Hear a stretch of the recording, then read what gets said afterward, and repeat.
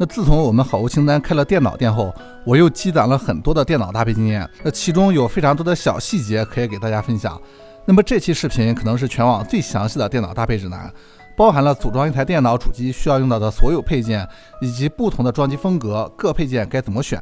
那如果要装一台电脑，我们首先得知道自己想要什么样的性能，也就是 CPU 和显卡。那目前比较热门的组合有这些，我们按照价格从低到高的顺序来说。那第一个是 AMD 5600G CPU 的核显配置，价格很便宜，一颗 CPU 大概700块钱，也不需要独立显卡，所以电脑就可以做得很小。那这个方案适合日常办公、看视频或者玩休闲游戏，也能剪一些简单的短视频或者用于 1080P 的直播。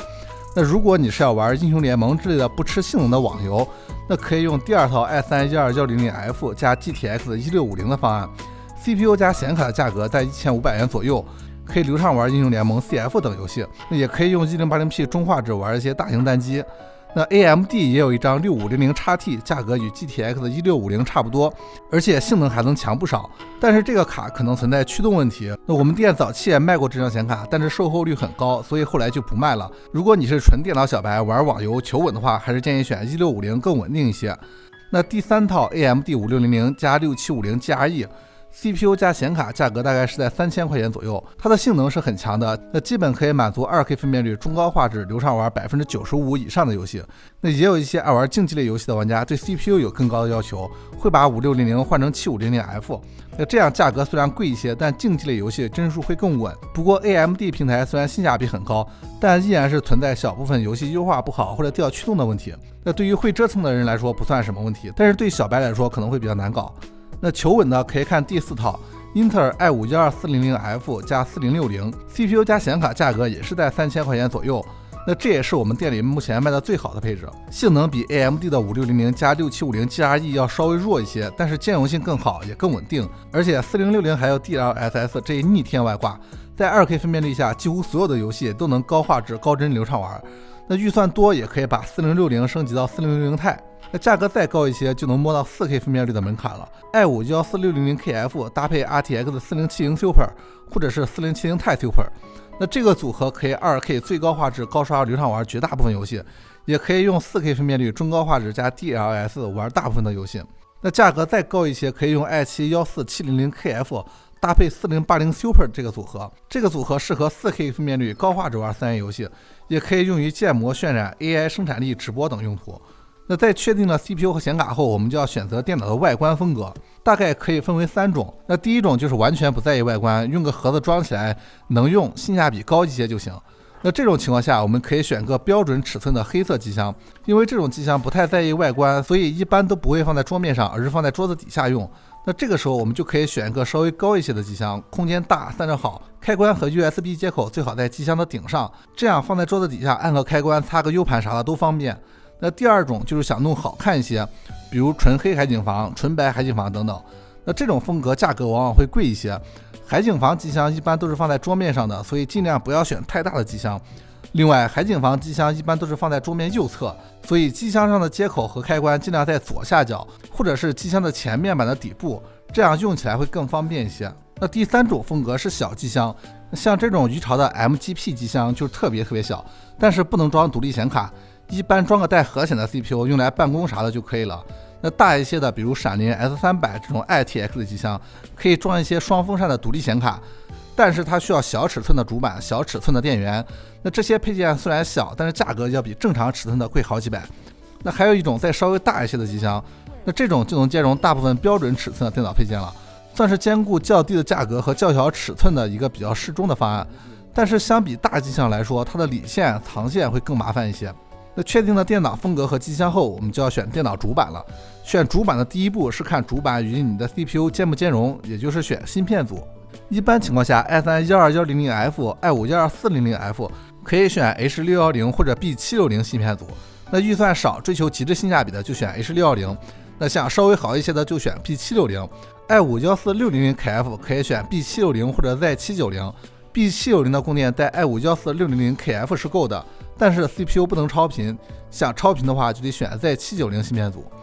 那 i7-1470KF 或 i9-1490K 这种高端 CPU， 那可以选 Z790 芯片组。AMD 的5600和5600G 可以选 A520、B450 或者 B550 芯片组的主板。那预算少追求高性价比的可以选 A520 或者 B450， 那想稍微好一些的可以选 B550。AMD 7000系的 CPU， 比如说 7500F、7700X 等，可以选 B650 芯片组。确定芯片组后，我们就要根据机箱来确定主板的大小。一般机箱详情页上都会说明支持多大尺寸的主板。那主板的尺寸大概有3种，最常见、最主流的是 MATX。那比如说这2块都是 MATX 的主板，一块是全尺寸的，它更像是一个正方形；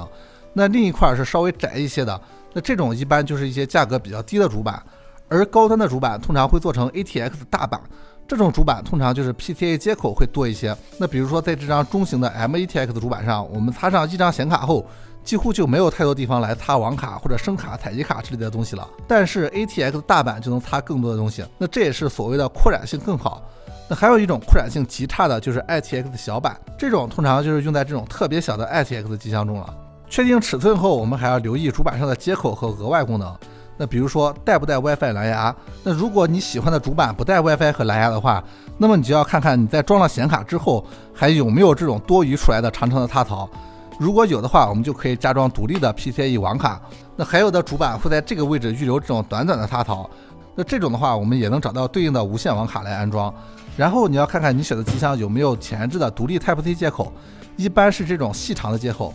那如果有这种接口的话，你在选主板的时候就要留意主板上有没有这种前置 Type-C 的插头了。一般稍微贵点的主板都会有这个接口，而便宜的主板很多都没有。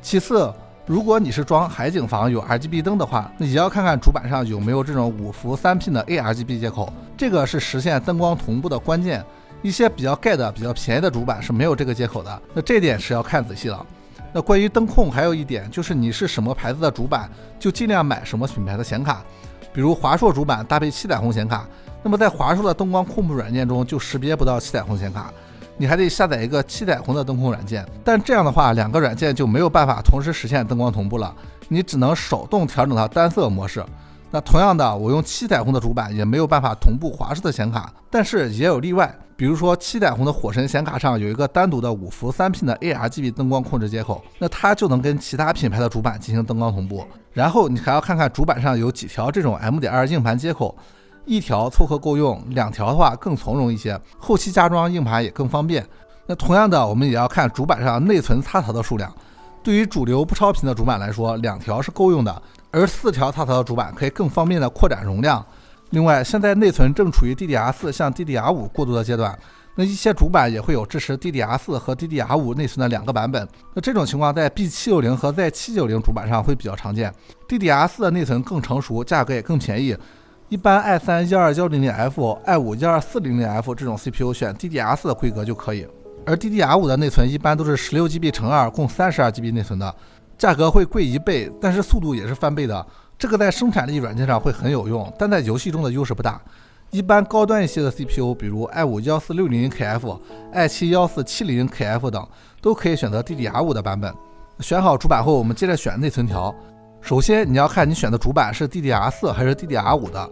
我们先说 DDR4 的，现在用 DDR4 内存的一般是 i3-12100F、i5-12400F 这种入门级的和中端的 CPU。那这种 CPU 内存选3200频率的就可以。那如果你选更高的3600频率，还不一定能上得去。而 AMD 5600G、AMD 5600这种可以选3600频率的，基本上能稳定3600，价格也不贵，性价比很高。那如果你的主板是 DDR5 内存的，那么也要分英特尔和 AMD 平台。AMD 7000系列的 CPU， 比如说7500F、770X 等，推荐用6000频率的内存。那如果用更高频率的内存，一是很难开机，二是即便它能稳定开机，内存的延迟也会很高，会影响游戏的帧数。选6000频率的就足够了。英特尔平台的话，6000频率性价比也很高，基本上也是够用的。那竞技类游戏玩家会内存超频的，可以选 16GB×2 6800频率海力士 A 代颗粒的内存，它的超频潜力很强，一般的话都可以轻松超到7400或7600。那主板 CPU 体质好一些的，也可以稳定到7800甚至更高。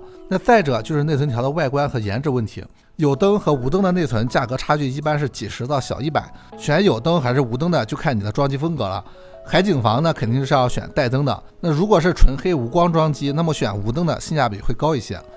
内存条选好后是选硬盘，硬盘是安装电脑系统、软件和存储数据的地方。那关于硬盘有2个重点，性能和数据安全，分别对应固态硬盘和机械硬盘。固态硬盘的特点是特别小巧，非常小的一个，运行时没有噪音，而且它的性能非常好，用来装系统、装软件运行会非常快、非常流畅，是现在装电脑必备的。但缺点就是万一硬盘坏了，它的数据资料几乎没有恢复的可能。那如果你没有特别重要的资料，或者是你的重要资料都在网盘、U 盘或手机等位置有备份的话，那么固态硬盘就非常适合你。在选固态硬盘的时候，我们要先看它是 PCIe 3.0 还是 PCIe 4.0 的。PCIe 3.0 的价格要稍微便宜一些，但是它的速度稍慢，一般就是在3500兆以内。但是在 Windows 系统下算是很够用了，因为 Windows 目前最新版的系统在传输文件的时候，速度上限就是4GB 每秒，而 PCIe 4.0 的硬盘速度在5000兆到7500兆每秒左右。那虽然在 Windows 系统上很少能用到这么高的速度，但是它的缓外速度会比 3.0 的硬盘要好一些，其实就是在剪视频或者一次性传输几百 GB 大文件时，能与 3.0 的硬盘拉开差距。但是一些比较老的或者入门级的主板是不支持 PCIe 4.0 硬盘的，比如说英特尔平台的 H610 芯片组， AMD 平台的 B450、A520 芯片组，即便装了 4.0 的高速盘也会降到 3.0 的速度。但是最后我们选 3.0 还是 4.0 主要还是看价格。那比如说去年 4.0 的硬盘降价幅度特别夸张，低的跟 3.0 的硬盘一个价了，甚至比 3.0 的硬盘还便宜，那我们肯定是选 4.0 的硬盘了。但现在 4.0 的硬盘价格飞涨，与 3.0 的硬盘已经拉开了比较大的差距，那么选 3.0 的其实会更划算一些。那如果你是办公用，有特别重要的数据，也可以选择加装机械硬盘。机械硬盘容量大，可以当仓库盘，存储大量电影、电视剧、照片或者重要文件，而且它是靠物理特性来存储数据资料的。那即便硬盘损坏了，重要资料也有恢复的可能。那机械硬盘分叠瓦式和垂直式，垂直式的读写性能好一些。那在固态硬盘流行之前，机械硬盘大都是垂直式的。但是现在固态硬盘流行之后，大家都用性能更好的固态硬盘来装系统和软件了，那厂家也就不爱在民用领域做性能相对比较好的垂直式的硬盘了，那现在也就在企业盘或者 NAS 盘中用的还比较多。现在民用机械硬盘中比较流行的是叠瓦式硬盘，就是像叠瓦片一样覆盖着堆叠数据，那这样可以降低成本、增大容量，还可以把硬盘做得比较薄。但叠瓦式的硬盘写入性能和随机性能会比较差，比较适合存储电影这种文件比较大而且不会反复修改的大型文件。在选机械硬盘之前，我们也要留意自己的机箱能装几块机械硬盘，因为有的小机箱是没有机械硬盘安装位置的，或者只能安装这种 2.5 英寸的小硬盘。那常用的机械硬盘都是 3.5 英寸的，在小机箱上可能会装不上，所以如果你是小机箱的话呢，这一点你要留意一下。那硬盘选好之后，我们也要选电源，电源负责给整台电脑供电，就像人的心脏一样。选电源的第一步是选功率，那500瓦以下的电源现在已经比较少了，而且它的价格与650瓦或者500瓦的都拉不开差距。那500瓦电源带 i5-1240F 加4060这种配置已经是完全足够了。那650瓦的话，带 1240F 加4060 Ti、750F 加6750 加 E 这种类似终端配置都很合适。而750瓦的电源就很适合 i5-14600KF 搭配4070 Super 或者4070 Ti Super。那850瓦以上的电源会更适合 i7-14700KF 加4070 Ti Super 或者4080 Super，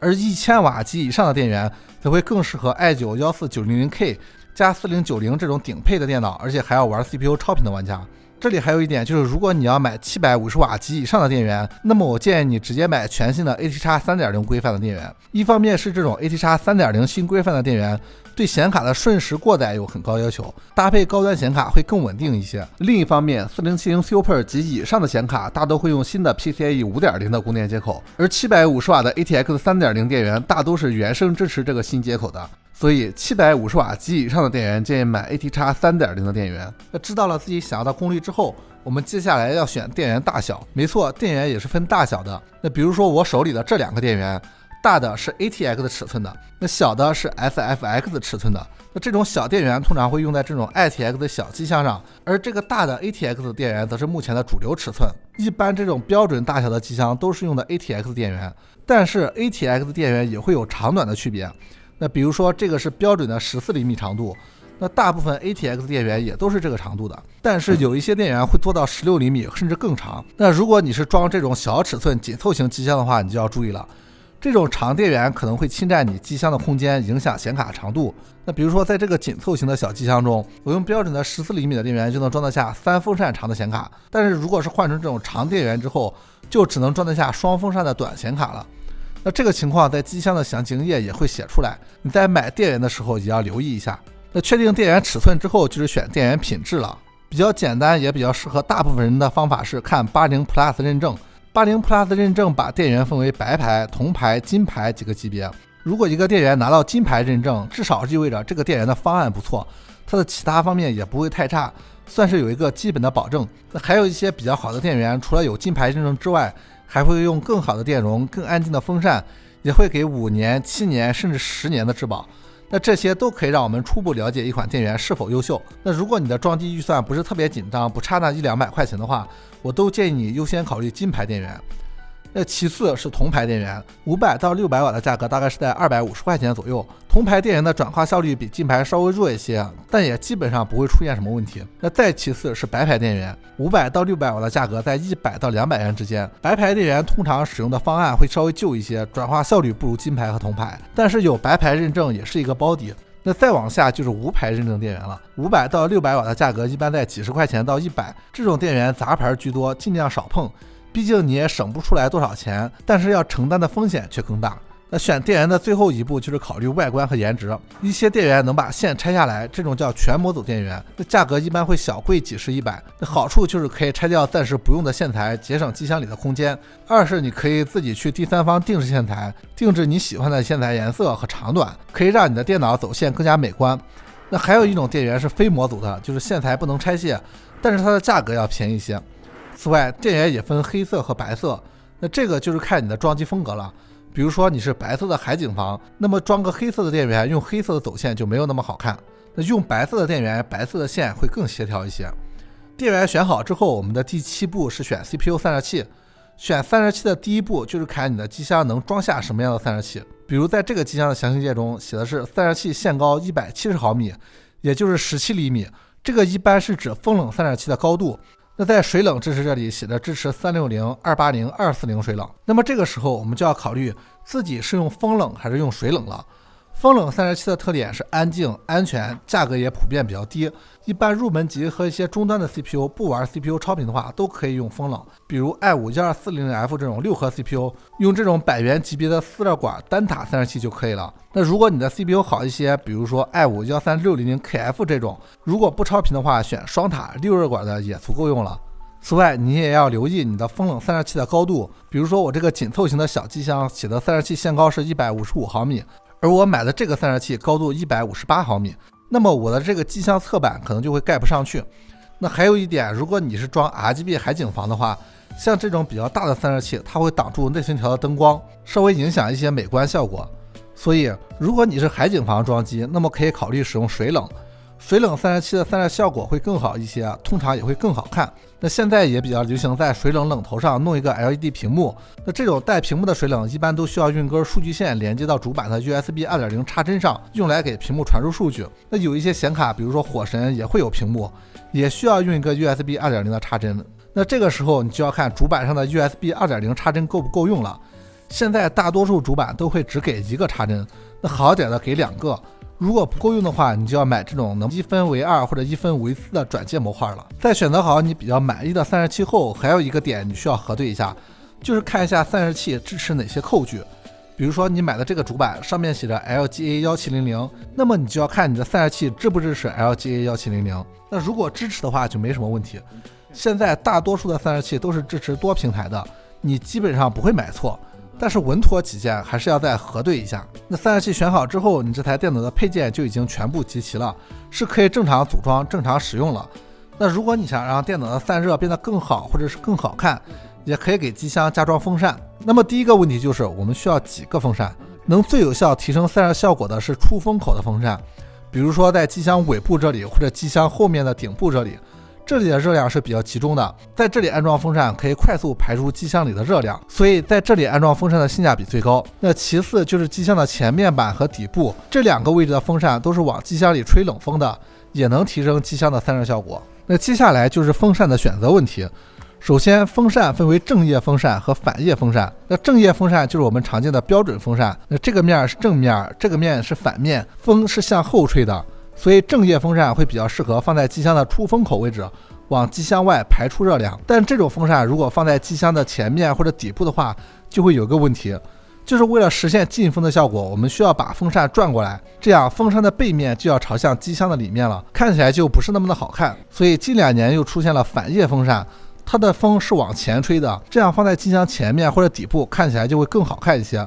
那这种反叶风扇大多用在海景房机箱上，可以增加颜值。选风扇第3个要注意的是接口。那如果你的装机风格是无光的，那么买无光的风扇就可以了。这种没有 RGB 灯光的风扇通常只会有1根线，用来给风扇供电。那这根线的接口有3种，一是大4D 的，这种接口里面只有2根有效插头，供电是直接插在电源上的，风扇会满速运行，而且不能调速，噪音会比较大，一般只有特别便宜的风扇才会用这种接口。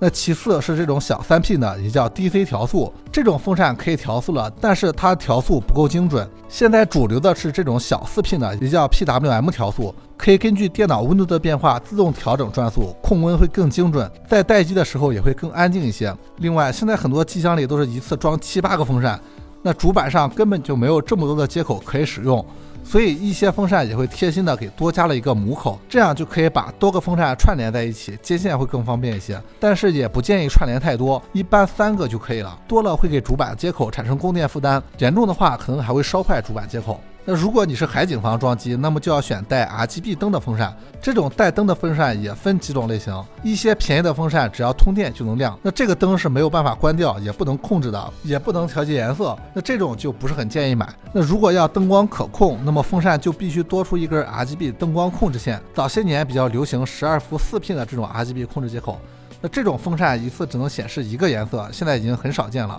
那现在比较常见的也是最推荐的是5伏3P 的 ARGB 控制线，这种风扇一次能显示多种颜色，而且可以控制灯光同步，灯光效果最好，但前提是自己的主板上有5伏3P 的 ARGB 接口。那这种 ARGB 灯光控制线也是一个公头一个母头的，通过首尾串联的方式就可以连接好几个风扇。那还有一种最近比较流行的积木风扇，2个积木风扇之间有专用的接口对齐拼接，能减少线材，更好看也更整洁一些，但价格会比普通的风扇贵不少。那么以上这些就是我们这期2024电脑搭配指南的全部内容了。可以看到的是，现如今电脑配件越来越多样化，组装一台还不错的电脑确实也需要注意更多的细节。